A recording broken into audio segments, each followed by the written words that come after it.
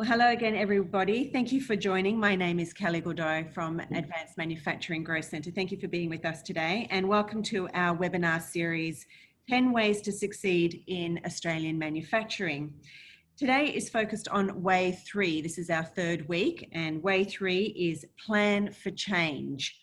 We will now pass you over to our host, Michael Sharp, who is our National Director for Industry. Thanks very much, Sharpie. Over to you. Thank you very much, Kelly. Good to be with everyone again today. I'd like to start by acknowledging country. So in the spirit of reconciliation, Advanced Manufacturing Growth Centre acknowledges the traditional custodians of country throughout Australia and their connections to land, sea and community. We pay our respect to their elders past and present and extend that respect to all Aboriginal and Torres Strait Islander peoples today. And today I'm coming to you from Newcastle, in the mobile Zoom studio as usual, which is a Wabakal country. And we know that Newcastle has certainly been through many changes over the last few decades, with the closure of BHP in particular, which was a major step change for the local community. So today we're talking about Way 3 in our 10 Ways report, which is all about planning for change. And so I've got a copy of the report here with me. But you can download that report from the AMGC website. It's all completely free to get involved with our research. Now, I'd like to introduce our speakers today that are joining me. First of all, my colleague, Ange who's our State Director in Western Australia, and joining us today from Perth. Welcome, Ange. Thank you. We've also got our Chairman of AMGC, Paul Cooper, who is also the Executive Chairman of Rinstrom. And Paul is based in Brisbane and coming to us today from Brisbane in a different time zone. Now that we have daylight saving, we're all over the country, aren't we? But welcome, Paul. Thank you. I can still say good morning. Thank you. Very good. And also great to have Leanne Preston with us, who is the Group CEO for Wild Child Laboratories. And so I thought I might start with you, Leanne, because one of the first things in our planning for change is about blocking out time and committing to planning. And I know you've had quite a success story over the last 25 odd years, and I'm sure you'll be able to touch on a bit of that. But before we do that, I'd just like to do a bit of housekeeping, which is just to let you all know that this webinar is being recorded and you'll be able to play it back on our AMGC YouTube channel. Please submit all your questions via the Q&A button at the bottom of your screen. We're going to go for 1 hour and finish at 1 o'clock today. I'm happy to follow up with any questions after that. And of course, as I mentioned, you can download this report from the AMGC website. I'd also like to acknowledge our Director for Research, Katie O'Connell, who many of you met with all around Australia, because we conducted more than 30 focus groups, roundtable discussions and interviews. We met with 93 individuals from manufacturing companies, industry bodies, government agencies and universities. These industry bodies represent approximately 370 manufacturers right across Australia. We did a survey of 1,000 members from the Australian public and a survey of 1,000 students and focus groups. So I'm sure you'll agree it's broad research and broad engagement. But back to you, Leanne, if you'd like to talk to us a bit about the first step, which is blocking out time and committing to planning, but talk us through, the sort of plans you've had to develop over those times of building your business. Thank you, Michael. I think it's critical to success. If you don't plan, I think it's very difficult. And even nearly 25 years ago, when I developed Australia's first natural head lice product, my vision was global. So, how do you take an idea? How do you develop that? And how do you take it into a global marketplace? So even way back then, all those years ago, even though I was in my kitchen in Margaret River, it was really critical for me. So I engaged some outside planners who actually came in, and I worked with them over a 3-month period. At the same time, I was also a single mum. So part of that planning process was, how do I have this life balance where I can still be the best mother, but also build a global business? Excuse me. And we did that over the 3 months. And I'd have to say, everything that we achieved in that plan was executed over the years. Probably the only thing that surprised me was it took me a little longer than I anticipated. But as we've grown and as we've changed and moved into manufacturing, again, excuse me, we have sat down and revisited and brought in experts again to develop the next lot of strategy moving forward. Yeah, and I want to understand a bit more about blocking out the time for planning. You know, we're all so busy in our day-to-day and running our companies. What sort of steps did you have to take to block out time? Was it actively switching off the phone and going to a closed room, or other steps? What sort of things were you able to do to commit to that time? I think we made it part of our work practice. So these people came into the office. So we actually just scheduled time like we are today during a webinar. We actually would allocate the time. So it was part of our business procedure for the day. And it was just so enlightening to be able to have a plan forward and be able to execute that. And I think you have to have that confidence that in your own self and your ability to be able to execute and deliver on, you know, what you've set out to do. And yeah, it's definitely worthwhile, because I think, you know, a number of businesses, especially startups, fail because they're underfunded, they're undercapitalized. If you don't make allowances, like how are you going to fund your growth? If you don't know how you're going to do that, you're going to run into some serious trouble. Sure. This might be a time where we do our first poll question. So this is a chance for everyone out there to get engaged with our first question, which is, what percentage of manufacturers do you think, what percentage of manufacturers do not have a written strategic plan? Do you think it's 88.3%, 80.5%, or 77.3%? They're all large numbers. But what percentage of manufacturers do not have a written strategic plan? Punch in your answer there.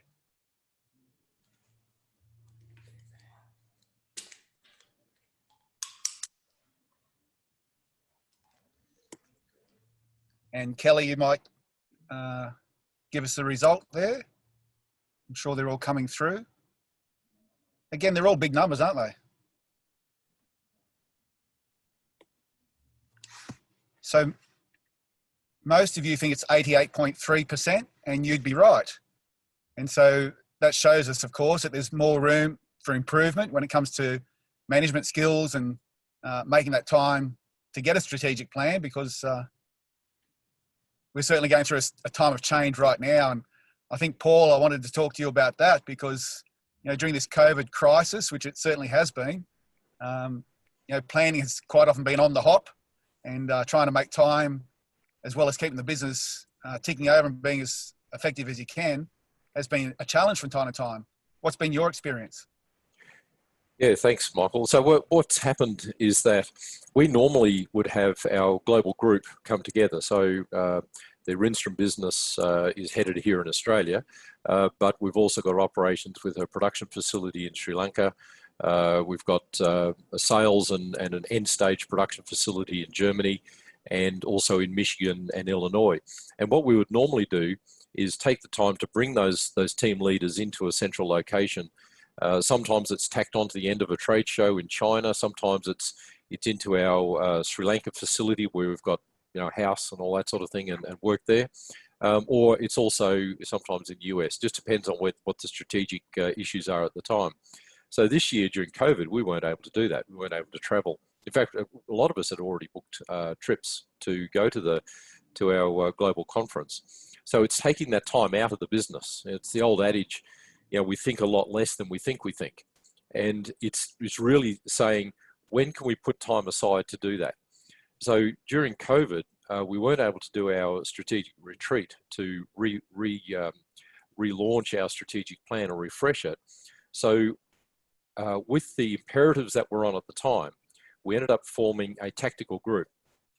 So that was the thing that worked really well for us, is that we got the senior managers, and then we also went down the next level and picked the supply chain experts, the customer interaction people, and formed a tactical group, which we met in Australian time, 10 p.m. to about midnight, sometimes in the wee hours, because that suited everybody's time zones globally. pity in the early part of COVID, the Australian manager who was based in Sydney, he was doing it on daylight saving time, which was starting at 11 p.m. and running through till sometimes 2 a.m. So, but what it did is allowed us to gather that group and be able to get intel from the market. So we realized very quickly that we had to go down 2 or 3 lines down our supply chain to find out what our suppliers were experiencing. And then also to go up our value chain and find out what our customers were experiencing. In that process, the story from our German manager is that, they were going through and contacting our customers. What's the position? Are you open? What's the effect on your customers? Every time they made those calls, they came back with more orders. And earlier on in the early part of COVID, we ended up with one of the best March months we've ever had, because everyone said, well, hang on a sec, is this going to be a supply chain problem? We're going to place orders. Okay. So what that then did is flipped it around from a sales opportunity to how do we ensure we maintain supply? So that worked through in that way. So we adopted a process that is outlined in Patrick Lencioni's book, The Advantage, where we set up a thematic goal and said, what's the critical thing that we have now? Everything distilled down to either profit or cash flow. So we just said, let's land on a profit figure, and let's make sure sustainably we land on that profit every month on the way through. And we set that as a target so that all of our thinking then dealt with that particular issue, whether it was supply chain or whether it was sales or whether it was, keeping the factory open, or, we had staff infected in the US with COVID. How do we work that through? So we followed it in that way. And then gradually, that was 3 times a week. We then stepped that back with a different leadership group once we realized there were going to be some really strategic decisions that had to be made that we wanted to make as a leadership group, which is the sole loyalty group in the company, that then gets passed down and cascaded down through the organization. So it was a real lean-in exercise. We had to lean in very much early from February, probably started about the 10th of March, and then ran through and is still running now with the higher level leadership team on a Thursday night at 10 p.m. Brisbane time. Now, your company's exporting globally, been going for many, many years, but you said then about 10 o'clock meetings and other people having to come in at different time zones. What kept you awake? What sort of things did you do to make sure you could keep to those time commitments? And I'm sure it was more than just a strong cup of coffee, right? So nothing motivates like a mortgage. I think it was really just getting down to it and ensuring that we try and ensure that we have jobs and a future for the business. The company was formed in 1992, which was the last recession. So, and since then we've had Asian flu crisis and Y2K, remember that. We've had the tsunami in 2004 that wiped out our Hitachi plant for our chipsets in Japan. Each one of these has been crises. We had the global financial crisis. We had 9/11 crises. Each time this has happened, it's required us to really step up as a leadership team and ensure that this keeps going. We went through some of the other things that happened was Brexit. Remember Brexit? I mean, a year ago, when we were looking to expand, and our bank said, "Well, hang on a sec, you need to tell us what's your Brexit plan." Yes. I mean, they're not asking for Brexit plans right at the moment, as far as I can tell. So yeah, I think that was the process where we realised that you have to be dynamic. I think the 10 Ways reports talks about plan for change. Well, it's expect change. Nothing stays the same. It's expect change on the way through, and be dynamic with your plans on the way through. Yeah, it's been such a huge year for change, and it just demonstrates how important planning can be. So thanks for that, Paul. Now, remember, everyone, you can ask us questions. Now, last week we were bombarded with so many questions, which was terrific. So just use the Q&A button at the bottom of your screen, and feel free to send through any questions, and I can put that to our panel. But over to you, Ange, in Perth. I'm keen, you've been so much involved with management teams over the years and offering guidance and advice. And recently we've had some great events for AMGC in Perth, which is terrific. But I'm wondering what sort of books or maybe a podcast or something you've been listening to. Where do you, seek out some experiences, particularly around this planning that we're talking about today? Yeah, I've been very interested in planning for a while. Excuse my voice, and it's not COVID. I look for all sorts of things. I particularly like a person called Peter Diamandis, and he has a blog and all sorts of podcasts you can listen to. One of them is called Abundance Insider. And what I like about him is that he focuses on our mindset. So he focuses on opportunities, and he does an analysis of what technology is evolving and why it matters. So it's a great way, because, you know, when you're running a business, you don't have a lot of time. So it's great, just once a week, you get this thing, and there's usually about 10 technological changes that are happening. And he puts it in a very positive light, that there is abundance out there and there are lots of opportunities. So I find that quite inspiring. And even though it's quite old now, I really like Jim Collins's Good to Great book. Ah, yes. Yeah. And that ties in with what Paul was saying just a minute ago. He was talking about his economic drivers for his business, using that as his true north for his business. And Jim Collins did this research where he looked at companies that were good and companies that were great. And they all had strategic plans and financial management processes and all those sort of things. But the ones that were great, no matter what happened, and probably even still relevant with the pandemic at the moment, they had three things that they were all doing. They were focused on what they're passionate about, what they can be the best in the world at, and what their economic drivers were. So in Paul's case, he was looking at his profit margin. So I like those sorts of things just to keep me in touch with, what can help business. Yeah, it's all important. I think the key takeaway from all of you here today is, taking that time to plan and have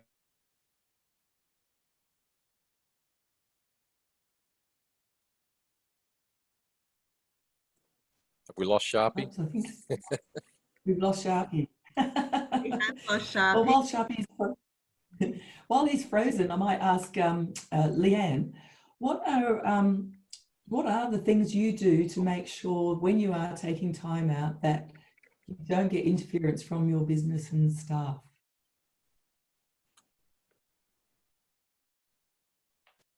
I can't hear you there, Leanne. Sorry, can you just repeat the last part of that question? Yeah, so people make time to work on their business, but I know myself because I've been in business, there's a lot of interference you can get from the business, the people in it. I've just got a quick question for you, and then suddenly you've lost your train of thought while you're trying to do that, working on your business stuff. So what sort of things have you done to enable you to put yourself in a bubble to work on the business? I think one of the best things that I did very early on, I established a board of directors, and we have a world-class board of directors, and they were very good at keeping me focused, which was, very good. There were so many opportunities, and I think having them continually remind us and keeping me focused, I think was very, very good. Rather than be scattered in your energies, I think it's really important to, like you were saying, to do what you know really, really well, be the best that you can on the global stage and be profitable in that. Open up those doors, get all those customers on board. Then the other ideas or other products, they can come through afterwards. So that actually allows you the freedom then to be able to work much more effectively on your business. Thank you. And Leanne, you've been exporting for many decades now, and maybe you just want to give us a quick overview of where the business started. And I know you've got some big plans for on the agenda, so you might want to tell us a bit about the future plans as well. But certainly exporting and marketing your products to 30,000 stores worldwide. How did this come to be? Yeah, that's really interesting. I think the number was much higher than that. I think it was closer to 70. Okay. So when we obviously started in my kitchen in Margaret River, which is a beautiful wine region of Western Australia. As I said, I had a global vision from day one and identified those countries. I established a board of directors very early on because to build a global business, I would need expertise in so many areas that I didn't have. The first person I brought on board was a pharmacologist who had 20 years experience in manufacture. So I brought him on as my expert to be able to help guide.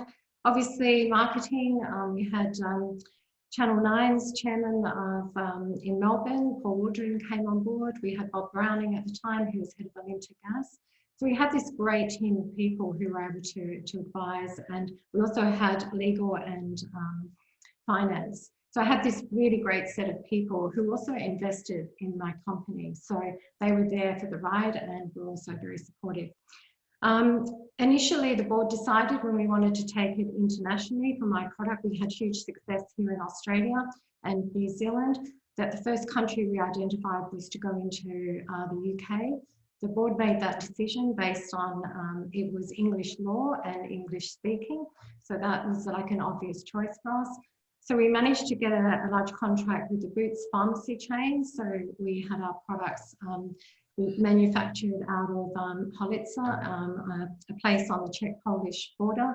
We decided it was not effective to ship effectively water across water.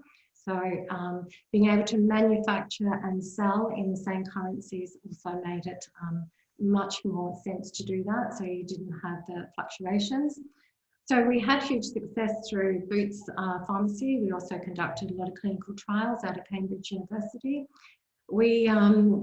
What we did for Europe, because we then expanded, we got a contract with A.S. Watson, which is a really large company. The company we dealt with in particular was Kreibart. We put it through there under their brand, and we sold it through Holland, Belgium, and the Benelux countries. We then expanded into France, Spain, and I think a few other countries along the way. And that met with huge success by actually transferring the intellectual property and manufacturing it under their brand. Made it much more effective. We didn't have to put the marketing spend behind it. We appointed a manager out of the UK who had experience from Boots and was also came from manufacturing background. So after their success and establishment there that worked really well, we then looked to the United States. With some trepidation, I'll have to say, as they say, it is a graveyard of a lot of businesses. So we did manage to get a large contract with CVS, which is about 7,000 stores in the United States. And on the back of that, we were able to get through Walmart, Rite Aid, CVS, and Whole Foods stores.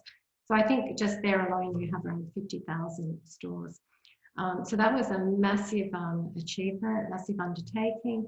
We were then approached by a large private equity firm, and we were partnered with a US company who ended up buying the brand for North America, which was a great achievement for us. I stayed on for 8 years as the brand ambassador. And then we concentrated on Australia, refocused, and decided to diversify into our own manufacturing facility where we would do contract manufacturing. So we've been doing that for the last 6 years. We set ourselves apart by establishing, getting a therapeutic goods license and also an FDA license. So we were able to do medicines. We export now tons of sunscreens to the United States, to the EU.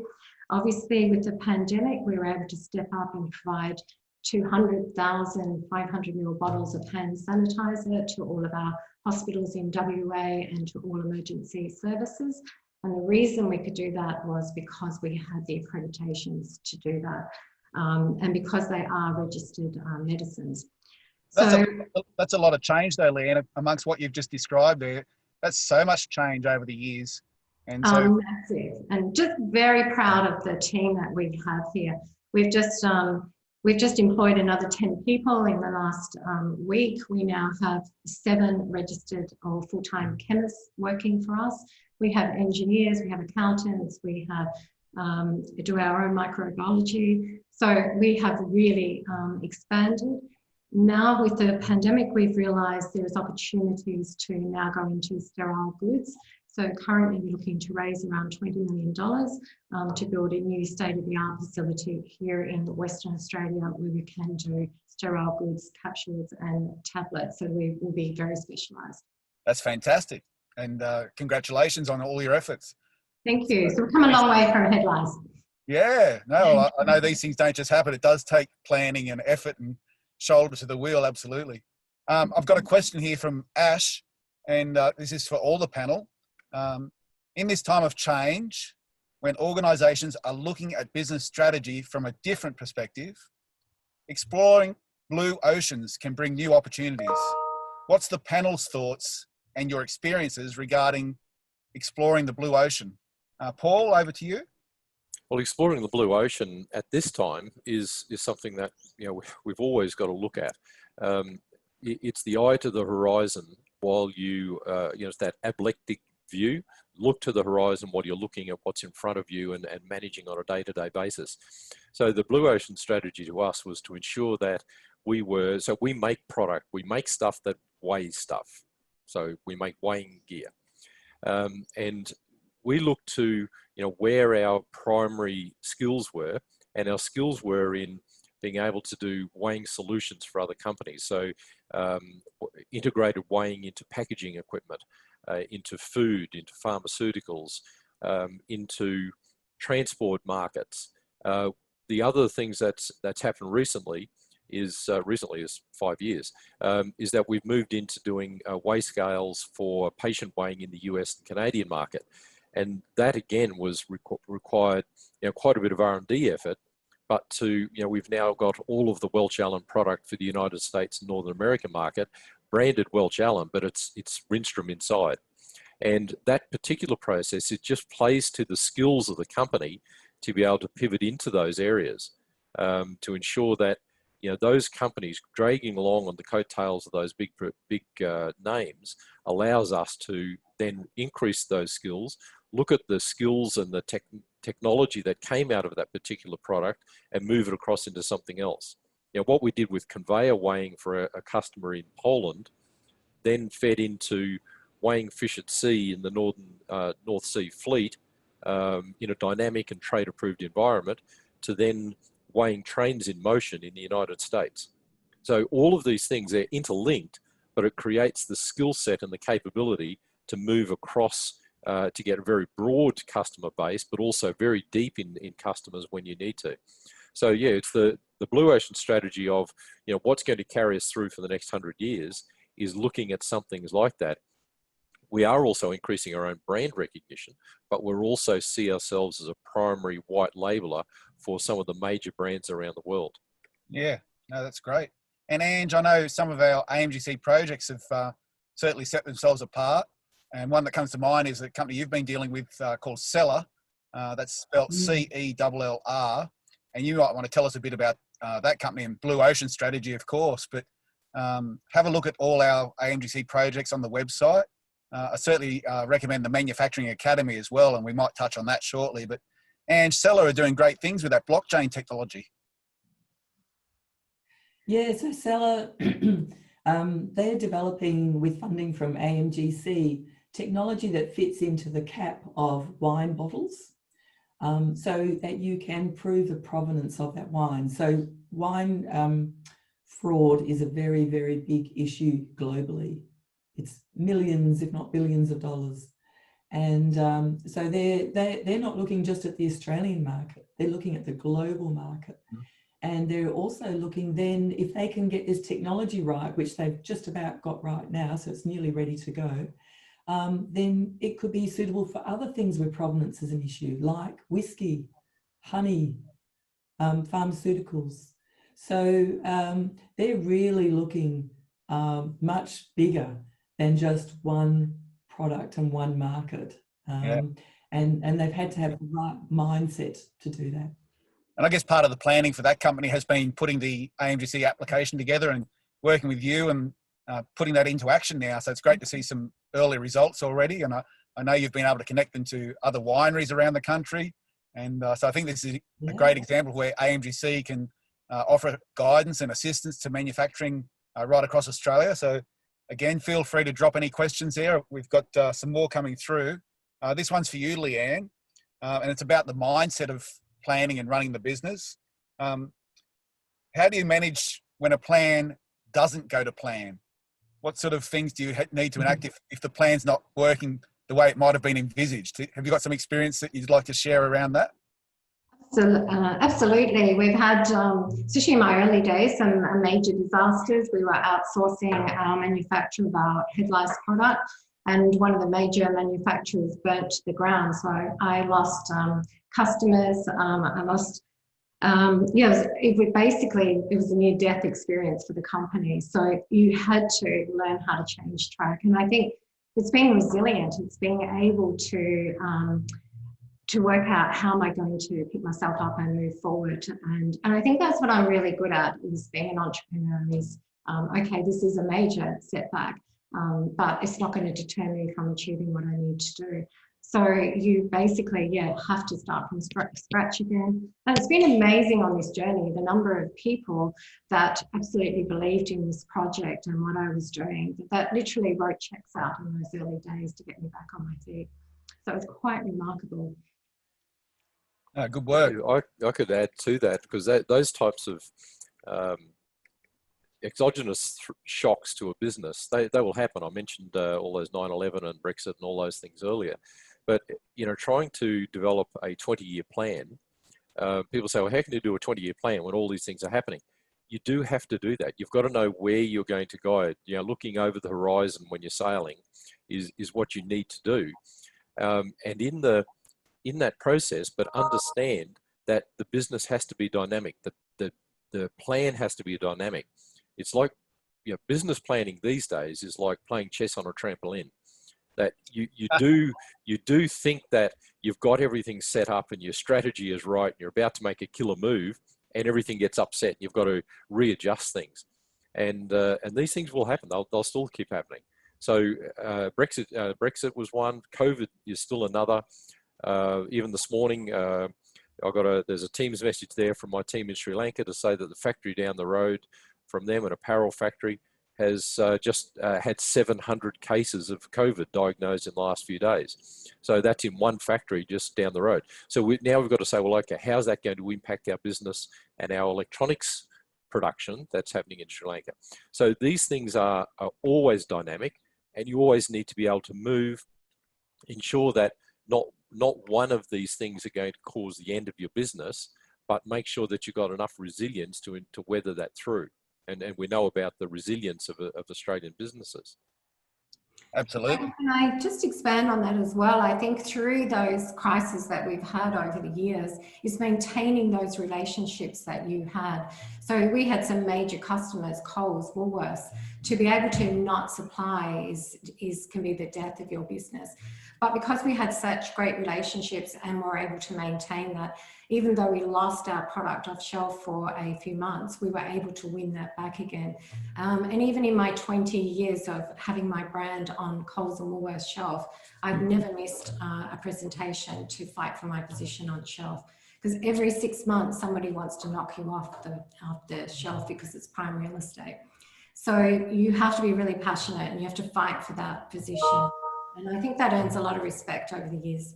It does, and working with those customers that are important to your strategy. So, the Welch Allen deal is important to our strategy, as is another company where we make ICU beds for the US market, a company called VitalGo. So they had a massive number of orders at the beginning part of COVID in the US market at the same time as Sri Lanka was in lockdown, which is where electronics are done. So we've had to ensure that we're able to maintain that supply, get permission to open in a lower scale in Sri Lanka, work with governments in Sri Lanka and Australia to lobby for that gradual opening to allow us to meet this critical need of ICU beds in the United States. So it's working with those customers that are part of your long-term strategic plan. We certainly know that collaboration is a key driver for advanced manufacturing, and so the more you can reach out to partners and customers, and particularly with researchers as well, there's some great advantages out there. So thanks for that. Paul, I've got another question here for you. Please keep the questions coming. That's our next one's from Paul Chapman. I'm glad to know you're out there, mate.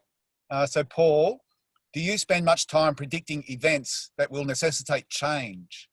And if so, when do you press the go button?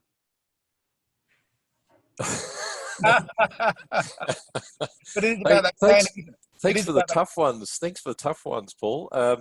Look, predicting events this time last year, how could you have predicted where we would be now?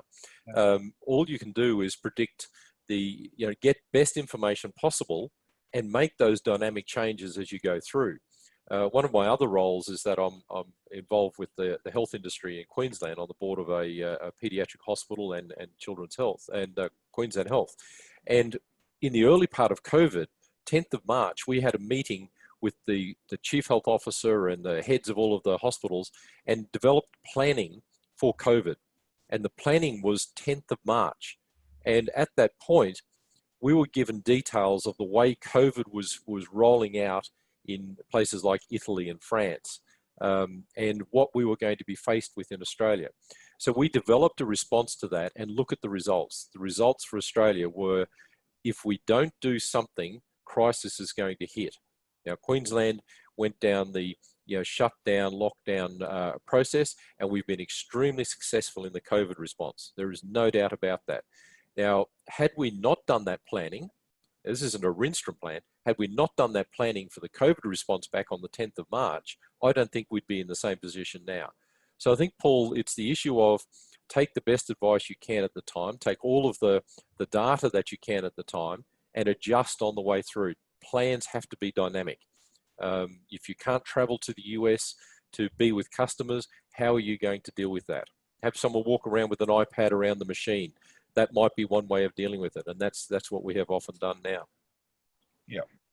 I think it's time for another poll question. So our second poll question is, what percentage of manufacturers do not monitor any key performance indicators? So it's about KPIs.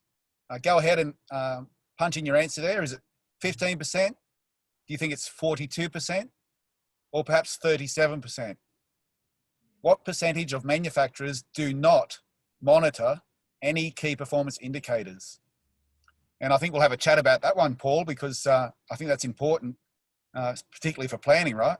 I can't imagine. I can't imagine operating a manufacturing business without a key performance indicator. I mean, you've got your DIFOT delivered in full on time. You've got supply chain issues with ensuring that you've got the right amount of deliveries. You've got quality outcome of X factory. You've got returns. You've got customer satisfaction, net promoter scores, profit I mentioned earlier, and then we've got all of these cascading indicators that go down through the business. Put my health hat on, and every week I get a report from the hospital of 157 indicators of what's happening in the hospital, about patient flow, about ED presentations, about all these things. Well, you couldn't run a hospital, you can't run a business without proper indicators. Yep. Now, did we get the answer there, Kelly? So the majority of you said it's 59%. And no, 42%. Oh, sorry, yes. It was 59% of you said it's 42%. So there you go. It's all about the numbers. And that is the correct answer. So our research has borne out that it is 42% do not monitor KPIs. So certainly room for improvement. Staggering. Absolutely staggering. On that matter, Paul, I mean, as far as planning for the future and coming through the crisis and now looking towards the economic recovery, I think it's really important to be talking to people like your bankers and others around planning for the future. What's your experience around, maybe the next steps and KPIs and planning? Yeah, I think and whether it's your shareholder funding or investors, general investors, or your bankers, or even just your senior team, I think in this process, the planning process has to be communicated as being dynamic. And I think this is going to be a process that the banks will have to get their head around as well, to not lock in that you produce a budget once a year and then you report against the budget historically. I think that's gone out the window years ago. But there are still some banks, I believe, that are asking for a once-a-year budget and they report against it. Well, that's not how business operates these days. Dynamic budgets, rolling budgets, make adjustments on the basis of known facts has to occur. Now, if your bank is not doing that, I think your job is to educate your bank as to how businesses are supposed to run these days, not get a bank manager to pull out a sheet of paper and she ticks off line by line whether you've done this, done that, and how's the budget going. that's not how businesses should be monitored and assisted these days. So I think dynamic support, it's proactive, yeah. But also proactive communication, putting that message out there, reaching out to the key people involved with your business and sharing the plan. It is sharing the plan, but sharing the why in the plan. You know, not just digging into saying, well, this is what the outcome's going to be, but talk about the why and talk about what you're doing to make the changes to that plan on the way through. If this happens, we're going to move this way. So talk about the dynamic aspects of your plan and what you're doing to monitor and manage it. And Leanne, with you, with the KPIs, maybe that you put on yourself, but also for your team, you know, what are the top KPIs that you look to and manage during this time of change, but also now for your future plans? Absolutely. We have all our senior management, but even with brand management, like Coles, Woolworths, through them, like we buy all the data. We would know weekly what units were sold in what store. Like, so every review you would come up to, you would know if you were performing, not performing. Even in manufacture, you know, like as Paul said, your cost, your profit, you have to know that you're going to hit those targets, those margins. We set pretty high KPIs, and what I really love is staff actually step up to that, like they really do that. What we have introduced since our staff has grown quite considerably is now we, once a quarter, we bring all of the staff together and we are making it far more inclusive. So even those that are on the manufacturing floor become very involved. They may be unskilled labourers, but we want them to feel very much a part of it, the decision making, why we're doing what we're doing. And we've just introduced that and start giving even awards to these the lower paid workers, if you like, that don't have the tertiary qualifications. And just the look and the smiles on their faces to be included and recognised for their own efforts is really quite remarkable. And that's all to new staff, where we've brought on new business development officers that can help drive this and manage it. But KPIs are definitely important, I think, in any business. And like Paul, I can't imagine running a business without it. Now, Leanne, we've got another question for yourself that's come through. And then I'm going to go to you, Ange, as well. So, Ange, our next point is around, in the report, states that we should be using online resources. So we might talk a bit about the academy and some of that stuff coming up. But to you, Leanne, the question is, how difficult was it in the early part of founding your company to work on rather than in the business? And how do you maintain that balance now moving forward? I think it was a lot more difficult in the very beginning. I was actually a single mom with three children. And I think my three children pulled me up quite quickly, even though they were quite young, that there wasn't a life balance there. So from the very early stages, I involved them and they let me know very quickly that I needed to be available for them. So we put simple things in process from the very beginning. Back then it was putting an answering machine on the home phone so that after 4 o'clock. So really simple things that actually changed their lives and mine to make it that I was more available to them. It was very, very stressful because when you start out as a sole trader, you are the business. So you actually don't get time off. Every decision you make, whether it's good or bad, falls back on you. I actually find today it's easier having management teams, having board of directors, having departments. It's a lot easier and probably a bit less stressful. We have different stresses, but I think it's probably easier to manage today because if something does go wrong, I can go to that department and say, explain to me why this has happened. So it's not like you take the whole lot home with you anymore. My husband and I both work in the business. He's head of all the regulatory, technical and product development. So it's nice that together we can share the stresses of the business. We both think very differently. I'm entrepreneurial, so very hold the vision. He's very technical, so we're actually together are very good at helping ground each other. We both love boating, so we have a beautiful yacht, so that's our time out. Once we get on the water with our family, then business comes second.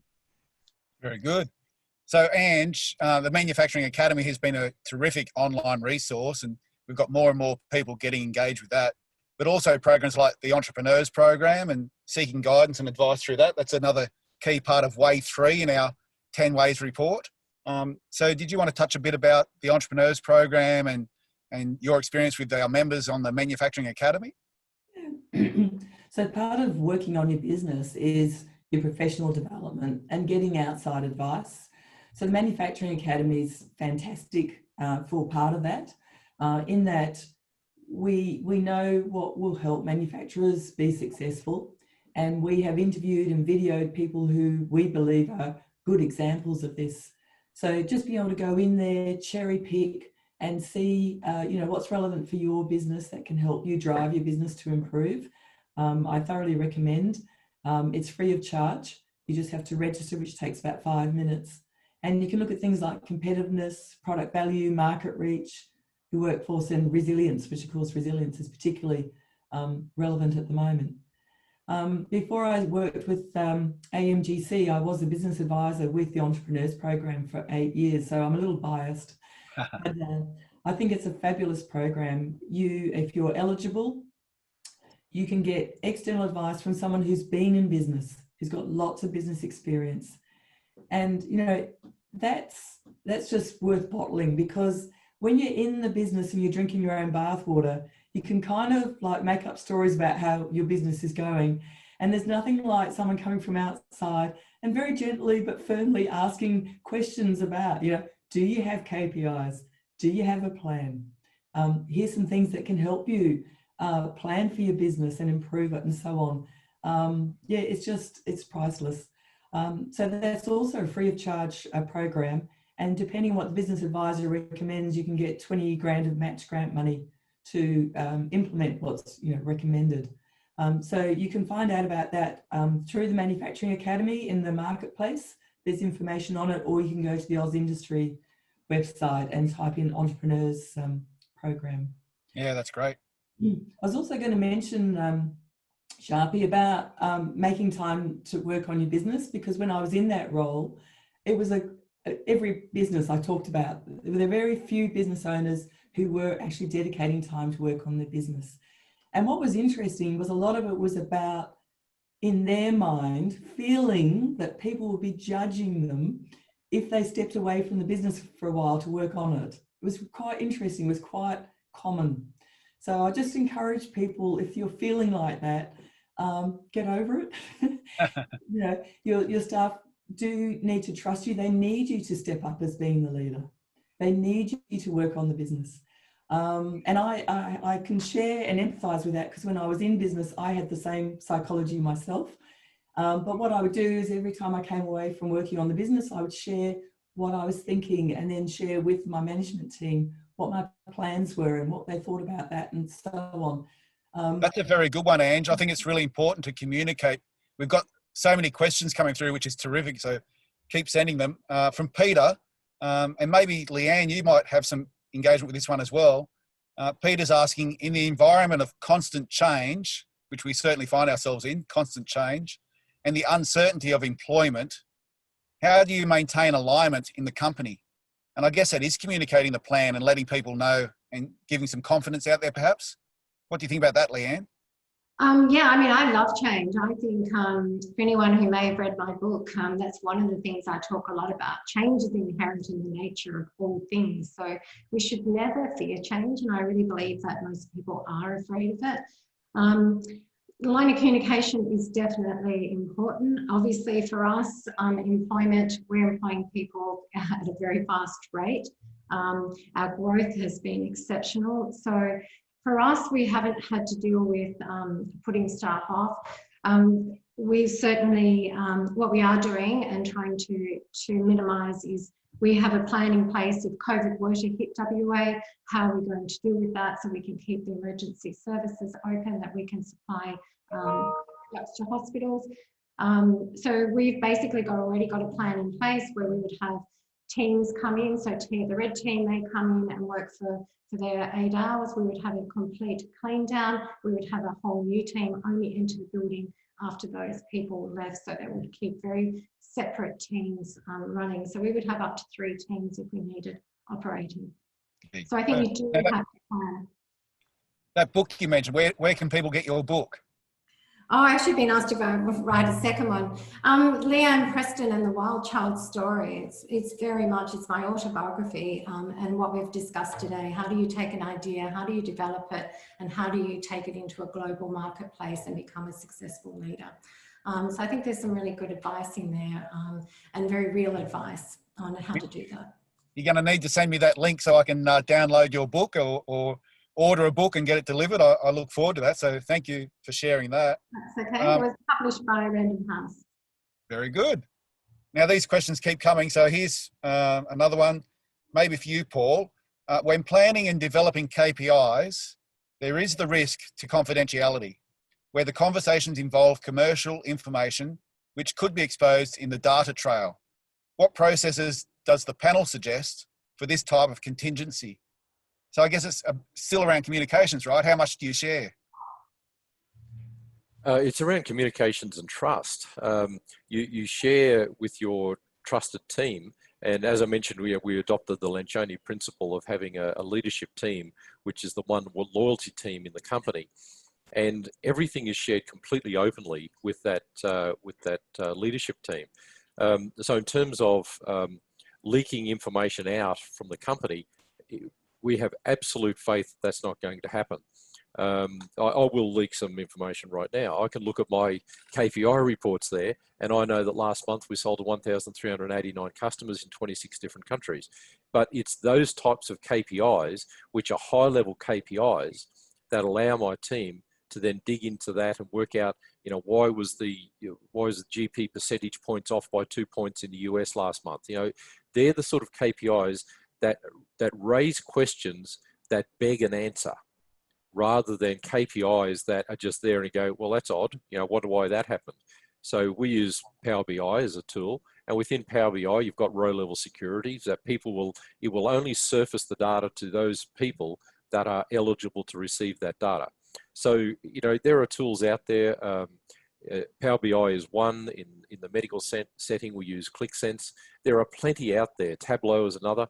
But use the data, activate the security features within that data. The files won't be able to share because the new user won't get access to the core data. So there are tools out there now. Understand the tools, use the tools, implement them, and a lot of them are free. Power BI is free if you're already on Microsoft. So they're the sort of things that people should be looking at. Thanks, Paul. And this one's for you, Leanne. This is coming to us from Colin. Leanne, congratulations on building such a great company and a diverse product range.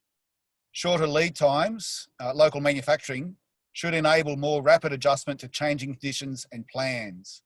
Machine manufacturing is imperative for growing Australian human capability and the manufacturing advantage. Are you able to find local manufacturers of your equipment, or do you import most of it? We import most of our equipment because we've been unable to source them here. Some of the machines are specially made for what we need. And certainly moving forward into sterile goods, they are big ticket items. One of them alone is about $7 million that we will need to buy. So with our very precision machines, they may come in from Germany or places like that. But some of them we design in-house for specific purposes. So we can run everything through machines, and being automated is what makes us so competitive on a global stage. Yeah, so there's an opportunity for everyone out there is to have a look at engaging with university research and looking at sort of manufacturing equipment that you might need in your business. And perhaps rather than importing, we can develop the technology here in Australia. I'm sure that's the opportunity we all have right now. Another one is around, this is a question, but perhaps I can answer it. It's around what is the percentage of manufacturers that are investigating how they can become suppliers to the growing defence industry? And it's not just defence for me, it's broader into the space industry now as well. And tomorrow at AMGC, we've got our online event because this week is Space Week. And we're talking with a great range of speakers tomorrow. So feel free to join me for our expert panel on the Australian space industry tomorrow. But certainly there are opportunities out there for planning for change and diversifying your business and getting engaged in defence and the broader sector there too, because right now we've got the nation's largest budget ever in defence. So certainly if you can look to diversify and get engaged with that, reach out. happy to offer some guidance and advice. Feel free to reach out on LinkedIn or send me an email. Sharpie, I think the issue on defence as well is that it's not just a very large amount of money that's been committed, it's a fixed dollar amount rather than a percentage of GDP.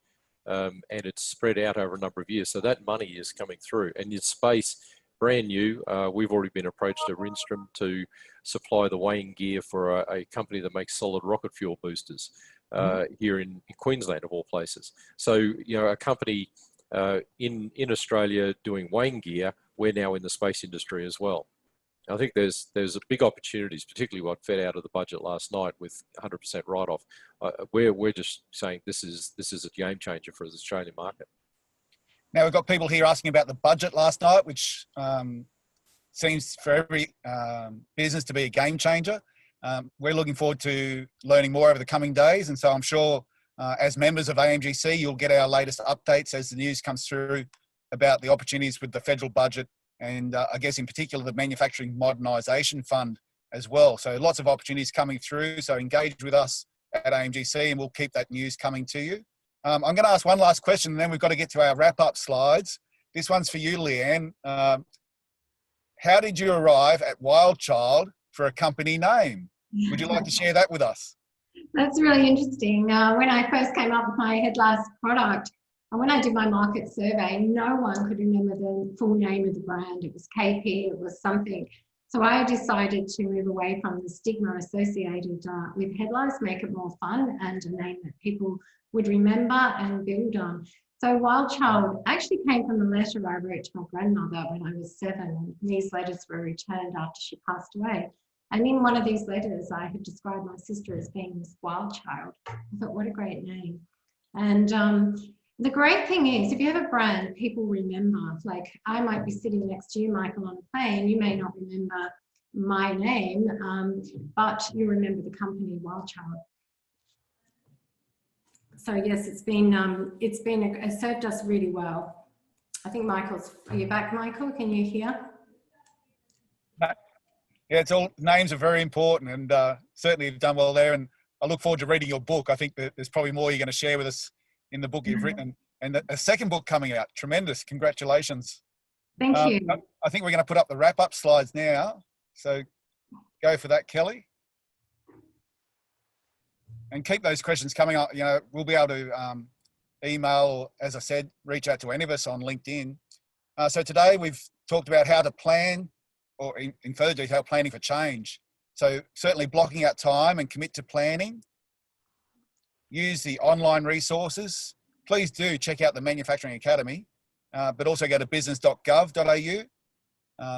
Access expert advice and seek out expertise in finance, marketing, particularly with researchers. It's been terrific to take some of our leading researchers out onto the factory floors and meet with you all across Australia. Apply for a business growth grant through EP. And we heard Ange talk about that.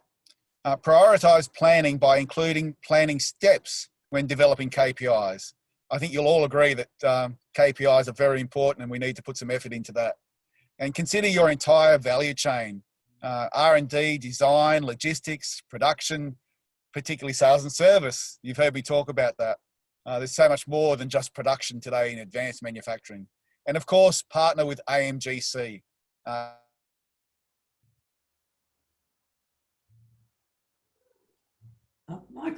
Michael's frozen again, so I'll take over there.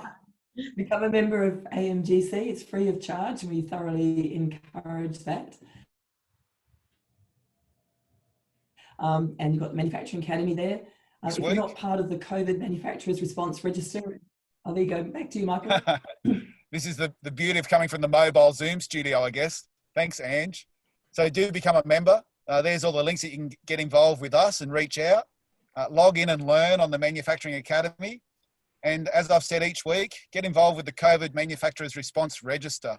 People continue to get engaged there and looking for PPE and hand sanitizer and so much more. We can connect you with manufacturers right across Australia.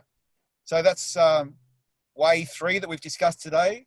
We've got 7 to go. So in our 10 ways report, again, download that on the website. Feel free to reach out anytime. Look forward to seeing you all next week. Many thanks to our panel members here today. Thanks for joining me. Thank All the you. best. Bye. Bye.